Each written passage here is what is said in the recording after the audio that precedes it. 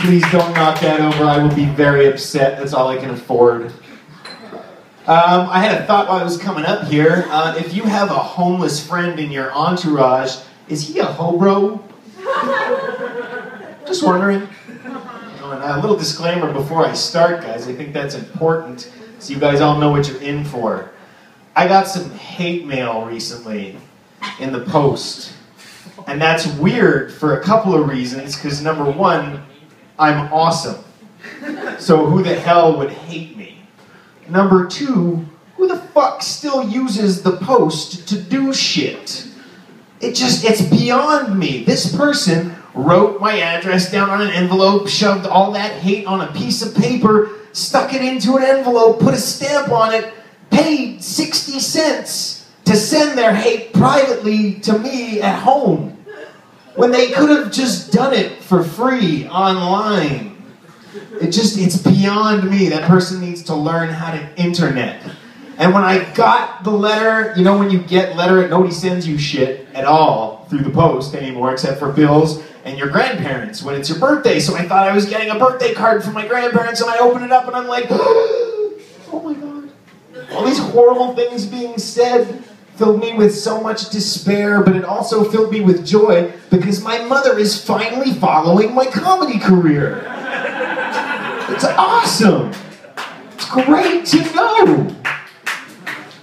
I got a great girlfriend at home, and she came up to me the other day asking me how she could lose some weight. I said, baby, that's really easy. Just do some crystal. She's like, wait a minute. Crystal light or crystal meth? I'm like, well, duh. One of those destroys your body, poisons your brain, rots your teeth, gives you gas, and the other is crystal meth. Come on. It's an obvious choice, in my opinion at least. I had a conversation with a young lady about tattoos recently because she had a seahorse tattooed on her neck. And I asked, why on earth? I mean, I have tattoos, I like tattoos, they're cool and everything like that, but let's just call them what they are. It's some fucking guy piercing your skin with a needle and basically putting ink under there. It's nothing more. Some of them are art. And this girl tried to argue with me that her seahorse on her neck was art, to which I simply responded, you know, my uncle's name was Art, and he touched kids. Not fucking all art is good art, okay? I feel like I need to apologize to my uncle for that joke because his name is not Art. Yes. Oh man, what else? What else is going on? I guess I'll talk a bit more about my awesome girlfriend. Oh wait, no, my girlfriend's been bugging me to spend more time with her recently. I just had a brain fart. Amazing. She's been bugging me to spend more time with her recently. So I made her a beautiful romantic dinner. We hung out, we had some fondue. That's my way of saying fondue. We had some fondue, and then I proceeded to savagely beat her at Scrabble. That joke's not for everybody. I've realized that over time. Mostly for people who suck at Scrabble. But no, guys, really, I love doing comedy. This is the coolest job in the world. I did get a really shitty phone call for any artist to be getting. Recently, I got a phone call, and it went kind of like this. Good evening, sir. Yes, we're just calling to inform you that you have 5 weeks left on your employment insurance. So basically what I'm saying is I'm going to be a comedian for about 5 more weeks, and then I'm going to be a fucking barista that does comedy on the side. And that's going to fucking suck ass. It's not nearly as cool.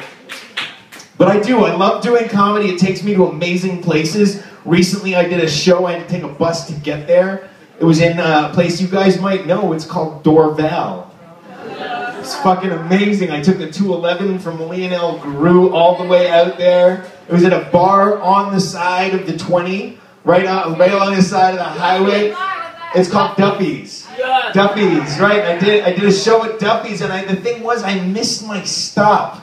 So the bus went halfway down the fucking 20 and left me off next to the train station in the middle of fucking nowhere. I had to get to the other side of the highway. I'm from the 80s. I played a lot of Frogger as a kid. I knew this was not going to end well. And then I see this beautiful little door just in the middle of nowhere. I'm like, what the fuck is this?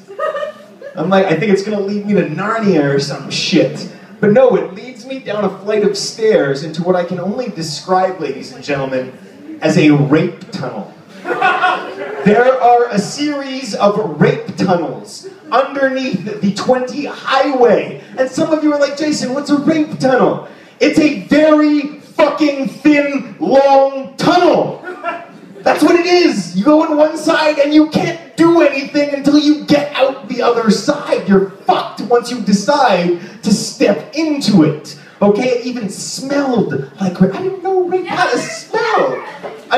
I don't know, I don't trust that shit. Cameras have blind spots.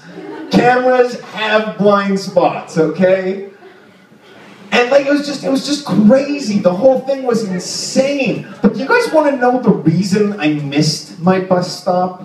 There's a phenomenon going on around the planet right now, okay? And the phenomenon is middle-aged women from 35 to 42 that take public transit and like to read 50 Shades of Grey on the fucking bus and metro. It's insane, guys. So I'm sitting on the bus, and I'm like, what the hell is going on here? This is retarded. And there's this 45-year-old lady across from me. She's reading 50 Shades Freed, which is the 3rd series in the book. Okay, and I'm like, okay, there's a picture of handcuffs on this one. The first one was a tie. What's the next one going to be? A ball gag and a gimp mask?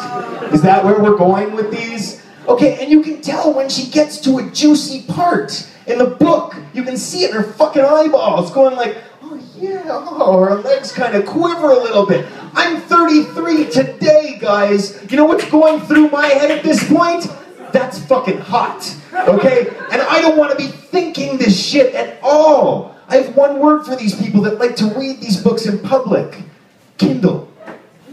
Just e-book the shit out of that so we don't know what's going on, because as far as I'm concerned, ladies and gentlemen, that shit is the same thing as me sitting on the bus watching YouPorn on my iPhone